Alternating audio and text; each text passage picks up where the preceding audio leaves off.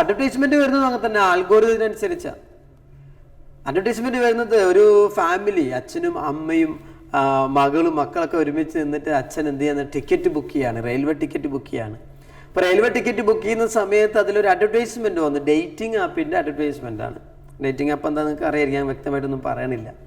പക്ഷെ അതിൽ വന്ന അഡ്വർടൈസ്മെന്റ് കുറച്ച് റോങ് ആണ്. അങ്ങനെ കാണാൻ പറ്റുന്ന തരത്തിലുള്ളൊരു അഡ്വർടൈസ്മെന്റ് ആയിരുന്നില്ല. ഫാമിലി ആയിട്ട് കാണാൻ പറ്റുന്നൊരു പ്രശ്നമുണ്ട്. ഉടനെ തന്നെ അയാൾക്ക് ഭയങ്കര ഒരു അരിശം തോന്നി.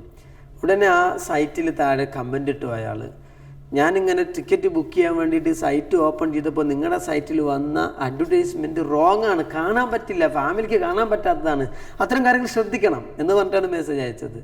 അപ്പോൾ ഉടനെ റെയിൽവേയിൽ നിന്നൊരു കമൻറ്റ് വന്നു. എന്താ കമൻ്റ് എന്നറിയോ?